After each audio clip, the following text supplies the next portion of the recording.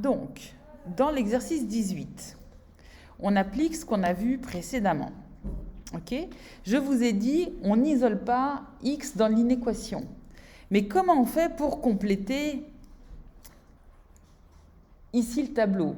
Eh bien, on va résoudre l'équation sur notre feuille de brouillon, x au carré moins 2 égale à 0. X au carré moins 2 égale à 0. Là, on peut utiliser ce que vous aviez vu en troisième, c'est-à-dire x va être égal à plus ou moins radical 2. Ça va, vous me suivez? Donc ici, je vais mettre radical 2 moins radical 2 dans l'ordre croissant. On est d'accord? Je fais mon petit schéma. Et donc, je vous laisse faire peut-être, à moins que vous l'ayez déjà fait. Le petit schéma, vous l'avez déjà fait? Et donc, sur le petit schéma, vous avez l'ordonnée à l'origine qui vaut moins 2. Les points d'intersection avec l'axe des abscisses, on a moins radical 2 comme abscisse et radical 2 comme abscisse.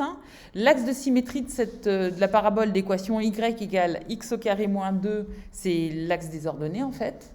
Ça va? Et donc, on se retrouve effectivement avec ce tableau de signes et ce schéma. C'est bon? Et pourquoi je vous ai expliqué d'éviter d'isoler x dans l'inéquation, c'est que vous pouvez le faire sans problème avec les équations, vraiment sans problème. Mais avec les inéquations, quand les élèves isolent le x avec les inéquations, ils écrivent des bêtises comme ça. Mais de bonne foi, puisqu'on fait exactement ça avec les équations. Sauf qu'avec les inéquations, on ne peut pas gérer ce signe-là de cette façon. Donc, on ne peut pas écrire des trucs comme ça. On utilise ou le schéma ou le tableau de signes pour voir que x au carré moins 2 sera strictement positif quand x sera strictement plus petit que moins radical 2 ou quand x sera strictement plus grand que radical 2. Ça va ? Ce qui revient à écrire que x, il appartient à cet intervalle. Et ce symbole-là, vous vous en rappelez? Ça veut dire union. Et moi, je m'en rappelle, c'est le U de OU. Union, c'est le U de OU. D'accord? Et si ici, on avait eu un et, on aurait le U à l'envers pour intersection. Ça va? Donc là, on a le OU et le U de union. Est-ce que c'est clair pour tout le monde que la première inéquation qui est ici, on obtient ces résultats? Est-ce que c'est clair pour tous? Oui? Pour la 2, c'est la même chose, sauf qu'au lieu du symbole strictement plus grand que 0, on a supérieur ou égal. Et donc, x, il peut être égal à moins radical 2, x, il peut être égal à radical 2, donc on tourne les crochets ici vers l'intérieur. Là, ils étaient vers l'extérieur, je ne sais pas si vous voyez bien. Ici, ils sont vers l'extérieur. On ne peut pas prendre... x ne peut pas être égal à moins radical 2 ni à radical 2, mais en dessous, le crochet est tourné vers l'intérieur, donc x, il peut être égal à moins radical 2 ou à radical 2. Ça va? On passe à la suivante. La suivante, pour avoir x au carré moins 2 strictement négatif, il suffit d'avoir x qui est compris entre moins radical 2 et radical 2. Ça va?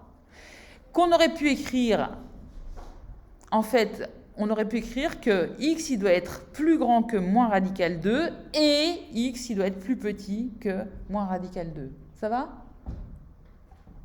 Mais c'est beaucoup plus rapide de l'écrire comme ça. C'est bon? Oui? Pourquoi?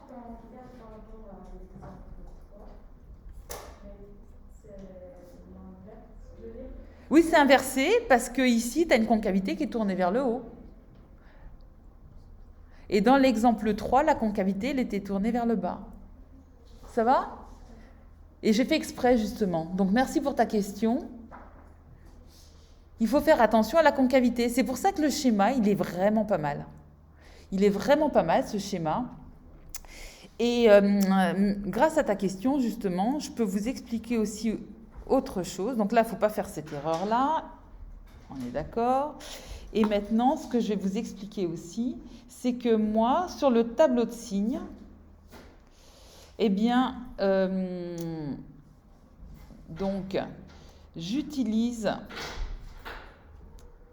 aussi cette façon de faire. Donc, quand j'ai une parabole qui a une concavité qui est tournée vers le haut, je la dessine. Je la dessine au crayon. Alors, sauf que là, il l'a tellement bien dessiné que voilà. Donc, je la dessine, ma concavité, au crayon, si vous voulez. Là, j'ai un petit peu exagéré. Il faut que ce soit plus discret. Mais je sais que du coup, j'ai mon signe moins entre les racines. Je visualise ça. Et je passe par les deux zéros qui correspondent en fait au point d'intersection de ma parabole avec l'axe des abscisses. Ça va? Et donc, en fait, moi, je fais quasiment tout le temps qu'un tableau de signes.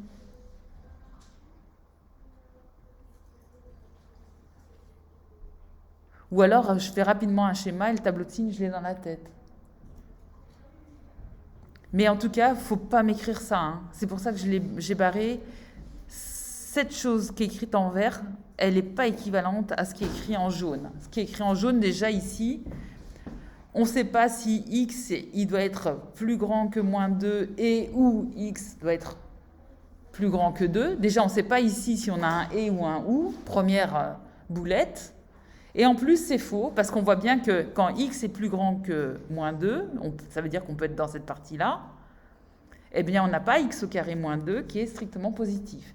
Donc, s'il vous plaît, ne me faites pas ça, passez par tableau de signes ou schéma. Hein, c'était un petit peu long, mais c'est pour insister. Tableau de signes ou schéma, s'il vous plaît.